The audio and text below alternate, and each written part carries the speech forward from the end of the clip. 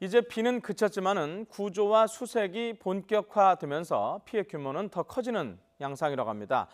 도쿄 특파원 다시 연결해서 자세히 알아보도록 하겠습니다. 황보현 특파원 나와주세요. 네, 도쿄입니다. 자, 사망자 그리고 실종자 수가 계속해서 지금 늘어나고 있다고 하는데 현재까지 파악이 된 인명피해 규모 어느 정도입니까? 네, 아직 일본 정부의 공식 집계는 나오지 않았습니다. 언론사들이 자체적으로 집계를 하고 있어 조금씩 차이가 있긴 합니다만 일본 주요 신문인 요미우리 신문의 집계 결과를 보면 현재 사망자는 127명, 실종자는 61명으로 조사됐습니다.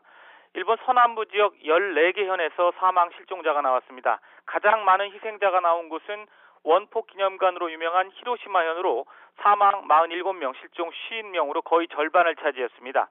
히로시마현 바로 동쪽인 오카야마현에서는 사망 실종자를 합쳐서 41명, 히로시마현 바로 남쪽 에히메현에서는 사망 실종자를 합쳐 25명입니다. 다친 사람도 물론 많겠지만 사망 실종자가 워낙 많다 보니 부상자를 집계한 언론사는 아직 없습니다. 피해 지역에는 구조당국의 실종자 수색이 계속되고 있습니다. 하지만 일반적으로 재해 발생 후 생존율이 크게 낮아지는 시간이 72시간이라고 하는데 이미 이를 지난 곳이 많아서 사망자 수는 더 늘어날 가능성이 큽니다. 네, 부상자를 집계하지 않을 정도로 지금 상황이 심각한 것 같은데, 자, 주택이나 농경지 침수 그리고 도로 붕괴 등 재산 피해도 만만치 않을 것 같습니다. 어느 정도입니까?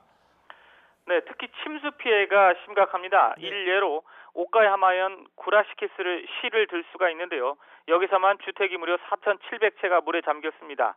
시 전체의 3분의 1 정도에 해당됩니다. 이곳 말고도 침수된 곳이 부지기수입니다. 농업 관련 피해도 잇따랐습니다. 농림수산성이 잠정 집계를 해보니까 농업 관련 피해액이 우리 돈으로 지금까지는 250억 원으로 추산이 됐는데 농작물 피해 상황을 아직 파악하지 못한 지역이 많아서 피해액은 앞으로 크게 늘어날 전망입니다. 도로가 무너지거나 산사태가 난 곳은 200곳이 넘는다고 일본 국토교통성이 밝혔습니다. 이런 침수와 붕괴 사고는 곳곳에서 일어났지만 앞서 전해드린 대로 현재는 인명구조 활동에 주력하고 있어서 정확한 그 규모가 파악이 안 되는 상황입니다. 네, 어제도 말씀을 드렸습니다만 특히 자연재해 대비가 철저한 것으로 유명한 일본인데요. 이렇게 큰 피해가 난 이유 어떻게 볼 수 있을까요? 일단 우선은 어마어마한 피해가 난 건 역시 비가 내려도 너무 많이 내렸기 때문이다 이렇게 보고 있는데요. 방제 대책이 잘 돼 있다고는 하지만 이런 대책으로도 감당이 안 되는 수준의 비가 왔기 때문에 피해가 컸다고 일본 언론들은 분석하고 있습니다. 일본 서남부 지역에 비가 집중적으로 내린 건 지난 5일부터 8일까지 나흘간입니다. 이 나흘간 강수량이 최고 1687mm를 기록한 곳이 있는데 잘 감이 안 오시겠지만 이게 어느 정도냐면 우리나라 연평균 강수량 이 1600mm 정도고 일본 요거보다 조금 많은데 결국 1년 동안 내릴 비가 이 나흘 동안에 한꺼번에 쏟아졌다는 얘기입니다. 특히 이번에 인명피해가 컸던 히로시마나 오카야마, 에히메현에서는 뭐 이 정도까지는 아니지만 1000mm에 육박하는 비가 내렸습니다. 즉 웬만한 비에는 끄떡없는 수해 방지 시설들이지만 이번에는 감당할 만한 수준을 훨씬 초과한 폭우가 그것도 단기간에 내리면서 이런 시설들이 제 기능을 못했고 결국은 큰 인명피해로 이어졌다는 분석이 나오고 있습니다.